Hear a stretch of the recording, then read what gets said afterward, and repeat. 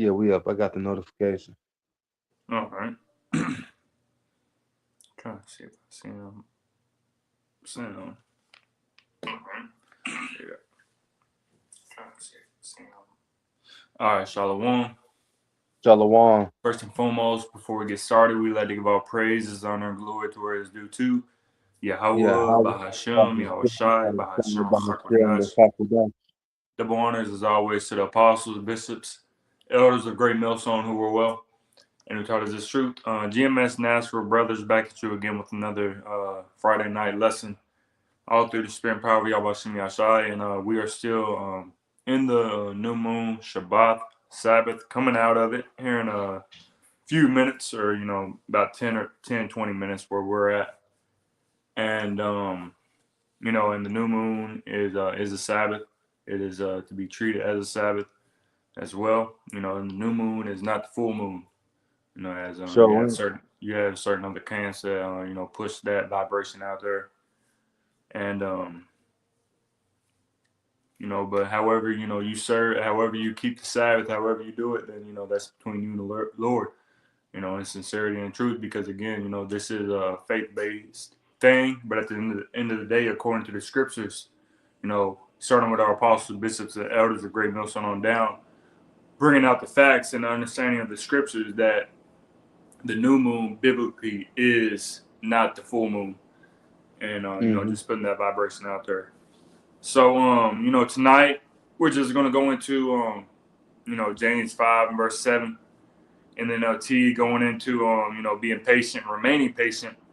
We see these things happening within society. Something might happen, and then it goes back down, then it jumps back up, because it's a roller coaster.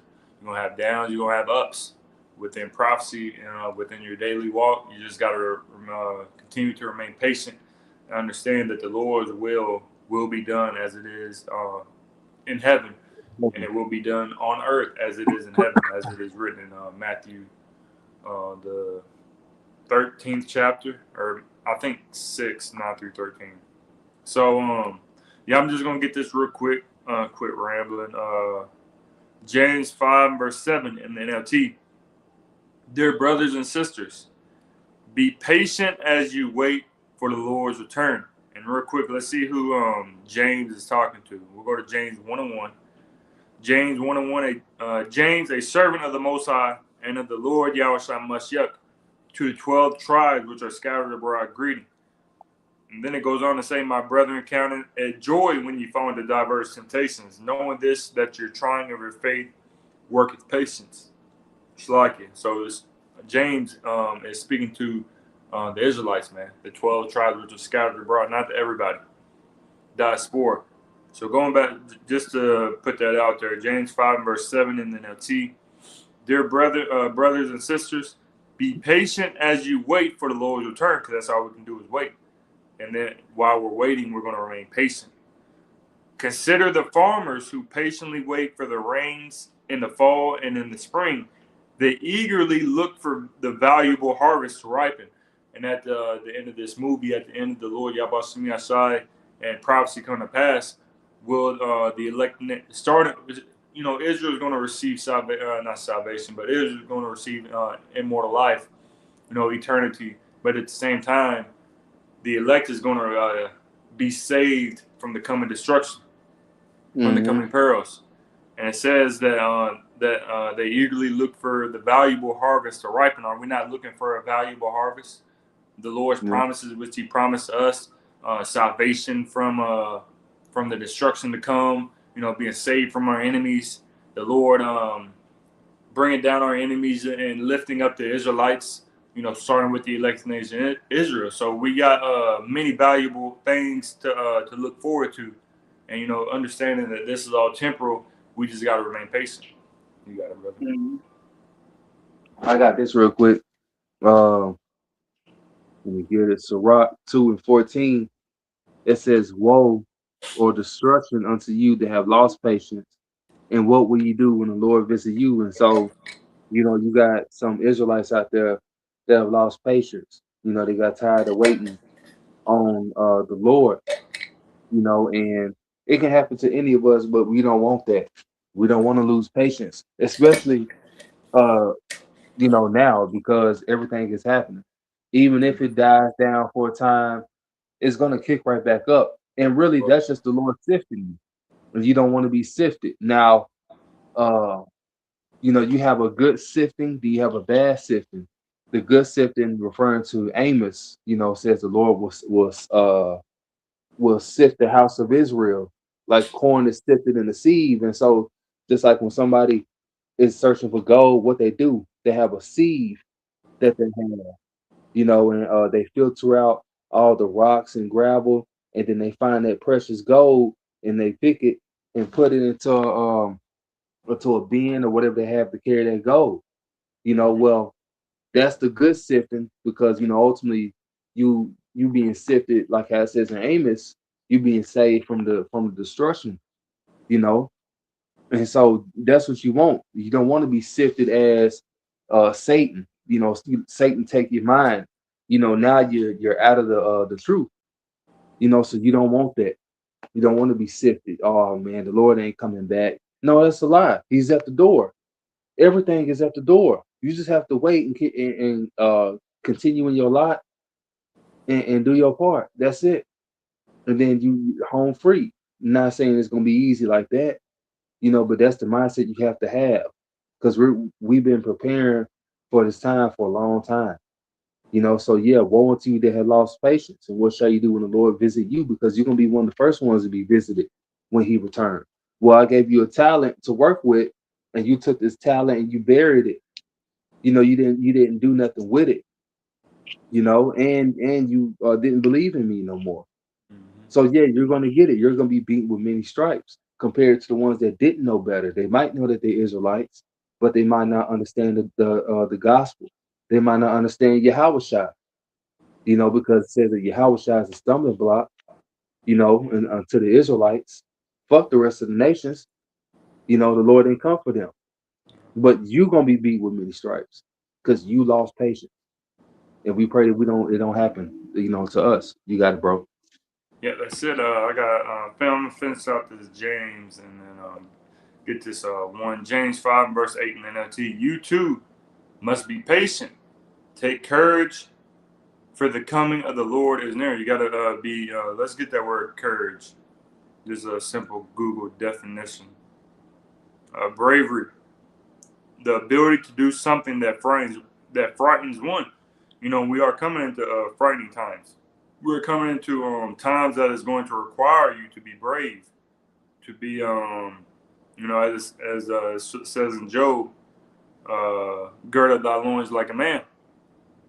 It says also, let's see, backbone, determination, resolution, resolve, and you got to look at yourself in the mirror sometimes and say, do you really have the resolve to continue on, to push forward, Mhm. to fight, no matter what is set in front of you. You gotta be courageous in the times that we're coming into, understanding that the Lord will protect you in those times and the times that we are in, and only going to get worse. So I'm gonna get this as well in 2 Corinthians 4 and verse 16. Let's see. No, verse 17, 2 Corinthians 4 and 17. For our light affliction, which is but for a moment, worketh for us a far more exceeding and eternal weight of glory, while we look not at the things which are seen, but at the things which are not seen. For the things which are seen are temporal, but the things which are not seen are eternal. So what we're looking at right now, what we're going through right now, is temporal. It's not eternal. We can get through this, as it reads in 1 Corinthians 10:13, that the Lord is not going to put anything that you can't get through onto you. So if the Lord knows that you can get through a woman breaking up with you, then He's going to set that in front of you and make a way for you to endure and to make a way for you to escape it. So there's things that we're going to go through in order to receive salvation, in order to make ourselves, men, and to bring our bond closer to Yahweh Shem Yahshua, and continue to look at this world like this ain't shit.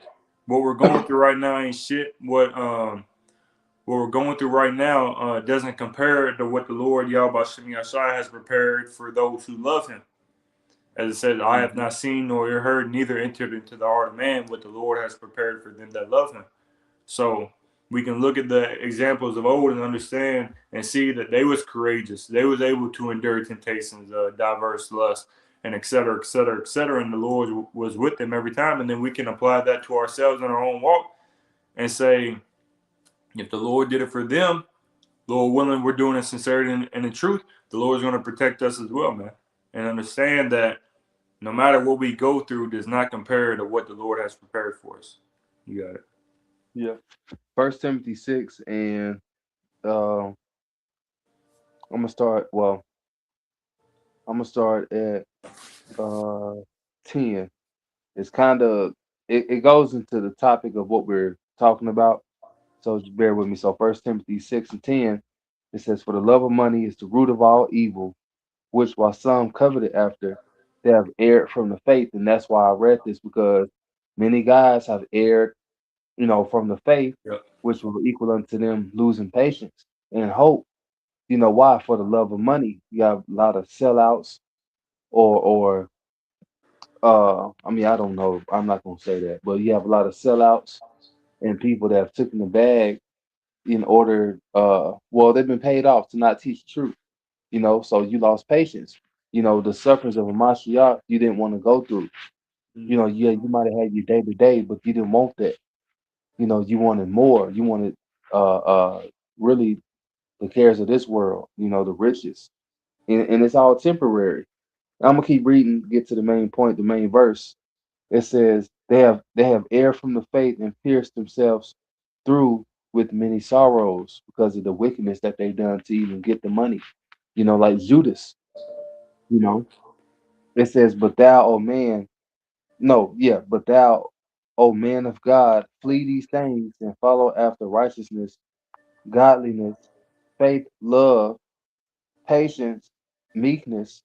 It says, "Fight the good fight of faith, lay hold on eternal life, whereunto thou art also called and has professed a good profession before many witnesses." So you out there teaching.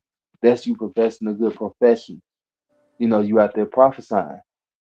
And the goal is not to seem godly unto the people, is to be seen godly, in the eyes of Yahweh Bashim Shai. We're not here to please man, and the man of the Lord, they're not here to please man.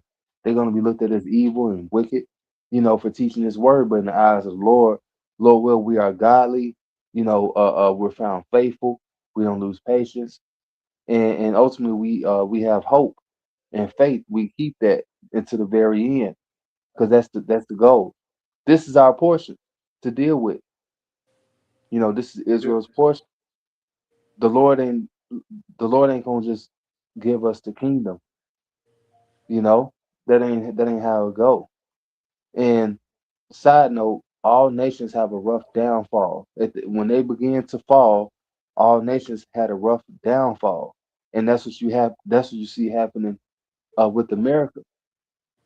This is the calm before the storm. 250 years, we're coming to the end of slavery for the Israelites. That's what this is really is. This is the good news, and we have hope and patience that that's going to happen. Our captivity is going to end. Salaki, let me get something real soon. Or not? I said real soon, real quick, bro. Real quick. Mm-hmm. If I can find it real quick.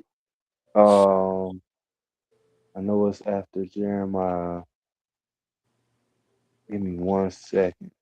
Is it after Jeremiah? Yeah. Yeah. So this is. Come on now. Now the Bible don't want to turn. Okay. So Lamentations 4. This is what we're waiting for. This is what we have patience for. Patience for. Lamentations 4, and at the end, 22, it says, "The punishment of thine iniquity is accomplished. O daughter of Zion, we have patience and faith that this is going to happen." It says, yeah, "The punishment of thine iniquity is accomplished, O daughter of Zion. He will no more carry thee away into captivity." So after this, it ain't gonna be no more captivity. This is what we believe in. This is what we hope for. And this is what we're patiently waiting for, and the Lord to come and destroy this place, put the heathen in subjection, put his evil people down, and raise up the elect and rebuild the kingdom, via the other nations being our captives for what they've done unto us. It says, he will visit thine iniquity, O daughter of Edom. He will discover thy sins. So they're being visited now. That's why America is beginning to go through turmoil. This is their time of being paid back. You got it, bro. That's it. Acts 14 and verse 22, confirming the souls of the disciples and exhorting them to continue in the faith, and that we must, through much tribulation, enter into the kingdom of the Most High. So just like the brother was going into, man, our captivity is accomplished. We're right there at the gates, of heaven, not of hell, but of heaven, Yeah. to receive salvation. And Lord willing, we're part of the elect, as it reads in Matthew 24, verse 14, 13 or 14. I think 13, going into but he that shall endure to the end, the same shall be saved. And at the end of the day, that's what we want. We want the kingdom of heaven. We want perfection. We want righteousness. We want tranquility. We want immortality. We want this and that. And in order to receive that city that is set on a broad hill and is full of all good things, as it reads in second Ezra, the seventh chapter, in order to receive that and everything that we desire in righteousness, we got to go through tribulation. We got to go through the worst time in history, as it reads in Jeremiah 30, Daniel 12, Matthew 24. Plenty of scriptures within the scriptures telling us that we are about to enter into a time, and we are entering, not about to, but we are entering into a time like no other, worse than anything that we've seen in history from the beginning of creation. And there's no amount of prepping that you can do physically to prepare yourself for what is to come. You can prep all the food you want. You can have a storage of just food and water, but who knows? Lord may have it to where you're nowhere near your storage unit when it happens, when all hell breaks loose, or the Lord may have it to where people know your location. The Lord has it to where the government knows your location. You can't fight against the government when they got their eyes on you, man. You got a storage unit, and the government and martial law troops is looking at you like, we need your food and water. What are you going to do about it? And they take your shit. There's many things that you can try to do physically to prepare, but the Lord's going to knock that down. Now, spiritually, He may give it to a man of the Lord, to where a man of the Lord stumbles upon it. Who knows? We're coming to those times where the Lord is about to do miracles, man. The only thing that you can do to prepare yourself for what is to come is to prepare spiritually, hiding in this truth, hiding with the Yahweh Shemi Ashai, and trusting in the Lord and His plan, and understand that the only way that we're going to be able to get through this is through Yahweh Shemi Ashai, as a reason Isaiah 33:6. Wisdom and knowledge shall be the stability of thy times. And true wisdom and true knowledge comes from the scriptures, comes from the truth of the Bible, of the knowledge of Yahweh Shemi Ashai. The true knowledge, man. It says, fear of the strength of salvation. The fear of the Lord Yahweh is His treasure. So you got to fear the Lord. You got to follow Him. You got to do what is required of you until the very end, no matter where the sin. Even if death is set in front of you, you cannot allow that to deter you from Yahweh Shemi Ashai and what He has in store for us. Because these are beautiful times, but at the same time, they're terrible times, and we will go through tribulatory times. You got it. Mm-hmm. This is Hebrews If 6. that's a word. They get it. They get it. Yeah, right. Let's get Hebrews 6 and 10. It says, for God is not unrighteous to forget your work and labor of love, which is us doing this right now, going on the highways and byways, teaching, doing the lessons. It says, in labor of love, which ye have showed toward His name. It says, in that ye have ministered to the saints and do minister. And even in the Old Testament, it talks about the saints. Why? Because the Lord don't change not. The saints are the Israelites, the Romans, the Ephesians, the Corinthians, the Greeks. These are Israelites, right? So that's who we're ministering to is the Israelites. Didn't change nowhere. And it says, verse 11, and we desire that every one of you do shew the same diligence to the full assurance of hope unto the end. And it says that ye be not slothful, um, but followers of them who through faith and patience inherit the promises. So it says, that you be not slothful, so you're doing the work. You're doing something with uh your belief, because it says faith without works is dead. So you have to have some type of works to show your faith. Now, will you be saved by that? Technically, no, because there's gonna be people that be saved that haven't did anything, but that's just their portion. You don't want to wish and hope on that, because really, you can be on a higher level in the kingdom than the guy that didn't do anything. He didn't teach. He woke up at the last minute when all hell broke loose. But you've been pushing the clouds. You've been teaching. You might be the 144,000, and he's the 1/3. So think about the levels, the possible levels Mm-hmm. that you can play. Because really that's like a faith booster. Well, not saying I'm not worried about somebody coming in at the last minute. I know I've been sitting here doing the work for all these years. I'm not worried about that. And so we know for sure that the teachers, the prophets, are the 144,000. You know, and then the 1/3, which consists of the elect, but it's just a certain order to it. You know, so just keep going. Don't worry about nobody else. You got to keep going. You got to work out your own salvation with fear and Mm-hmm. trembling. You got to. Yep. We're all going to receive that same penny. Ain't no reason to grudge about another brother that comes in later. I mean, we all gonna get the same penny, man. But which is beautiful, man. And ultimately, if it wasn't for the sacrifice of Yahushua, we wouldn't be where we're at today, man. Beautiful times that we're living in. 1 Corinthians 15 and verse 58. Therefore, my beloved brethren, be ye steadfast, unmovable, always abounding in the work of the Lord, for as much as ye know that your labor is not in vain in the Lord. And as it says in the NLT, for you know that nothing you do for the Lord is ever useless. So, us coming together on a Friday night, putting up this lesson, brothers coming in unity, with the like mind doctrine. Like I ain't never seen this brother a day in my life before coming to this truth, man. But Yeah. we treat each other as brothers. Lord sees that, man. You know, who was once strangers is now closer than family, closer than bond.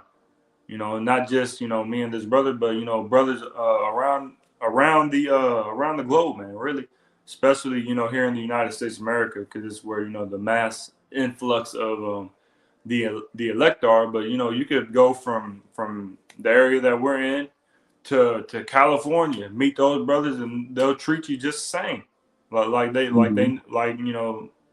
blood. And it's the same how Yahushua was. Yahushua, washed his disciples' feet, even washed Judas's feet, man. Because that's the Yep. bond. And the Lord said, and Yahushua said, love your brother. So that's what the scriptures say, man. To love your brother, let brotherly love continue. This is, the Lord sees our work and labor of love. So everything that we do for the Lord isn't useless. Coming together on a Friday night, going to camp Saturday, class Sunday, chopping it up throughout the week, and as well as, reading, fasting, praying, studying. The Lord sees this, man. And then right now, what we're doing with all the things that we're doing, giving alms to brothers and, helping brothers out, making sacrifices, the Lord sees that, man. You may not want to do it at certain times, but the Lord sees that you're like, man, I'm really trying to do this right now, but I'm gonna go help the brother because he needs me. The Lord sees that, man. And what we're doing is speaking to myself first and foremost. Lord willing, we're walking down that right path. The Lord is seeing that, and we're building up our spiritual bank account. So then, when all hell breaks loose, we're gonna cash that, man. We're gonna cash it Hmm. out and say, Lord, we've been doing this, in sincerity and the truth. May have stumbled, may have fallen, but we always got back up, and we're gonna hold the Lord to his end of the bargain, man. The Lord said to hold him accountable, give him no rest. Yeah. So we're giving the Lord no rest, and we speaking myself first and foremost, we believe that the Lord is going to deliver on the end of his bargain, just as we have been. Of course, we're not going to do it perfectly, but we're doing the bidding of Yahweh Shemi Shai. And at the end of the day, we're going to cash out, and the Lord is going to be with us in that time. And we believe that wholeheartedly, that the Lord is going to deliver his elect, man. As it is written in the scriptures, many places, man. So, continue to do the work. Fast, pray, study, and seek the Lord Yahweh Shemi Shai, and remain patient. The Lord loves when he sees you remaining patient. You got it. Mm-hmm. I'm gonna get You got anything else after that? We'll probably end it right there. I'm looking for one more real quick. I got you. Let's see. Godly virtues. Let's get this Ecclesiastes 7 and 8. Give me 1 second. Ecclesiastes 7 and 8. All right. All right, bear with me 1 second. All right. So hold on, let's that one past it.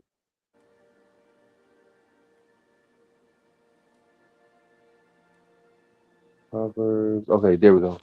Ecclesiastes 7, let's see, and 8. And it says, let me read it first. Yeah, it says patience better than pride. Because many people are full of pride. Even today, gas prices high, food is high, motherfuckers still proud. Because they might, well, that's the spirit upon Babylon too. America is, for these people to be proud. And over the years, these Edomites have saved up money, especially during the time of the OD, OD-19. Mm-hmm. Certain of them had saved up money, and so it benefits them today with everything going on. But that's their portion. They're supposed to be able to thrive because they're not under the curses. Now, well, today they are. The curses hitting them, but that's their blessing. It's them to have the fatness of the earth. The best living conditions. Despite the economy, they will still thrive. It's happening for the Edomites. All right, and really because that Jacob's hell is ending, a lot of Edomites is losing that though, and Jake is coming up. I was talking to this guy at work about that. He's seen it, and that's it's time. It's time for the righteous to be, empowered, and that's going to happen. Started with Yahushua when he returned. So Ecclesiastes 7:8, better is the end of a thing than the beginning. Yeah, better is the end of a thing than the beginning thereof. And it says, and the patient in spirit is better than the proud in spirit. And you're better because basically you're walking after the ways of Yahweh Basham Shai. Started with the elect, because say if you was a nigga in the world, and you might have patience, but you don't have patience toward the Lord, you're not suffering and going through what he was going through or similar, and so that's the difference. We're suffering for something that's long lasting and forever, and you're suffering for something that's very temporal, and it's not going to be remembered. This place ain't going to be remembered, or none of that. But the works that the elect do to the believers, it's going to be remembered. Your hard work, patience toward the Lord is going to be remembered. All right, you got it, bro. Remain patient. As it says in Micah 7:9, I will bear the indignation of the Lord because I have sinned against him. There's the least that we can do, man. So, Lord willing, this lesson was edifying to the spirit, to the body, and to the fold. And before we end it off, we'd like to give our praises, honor, and glory to where it's due to Yahweh, Bahashem, Yahushai, Bahashem, Hakwadash. The born as always to the apostles, bishops, elders of great Millstone. Until next time, Shalom. Shalom.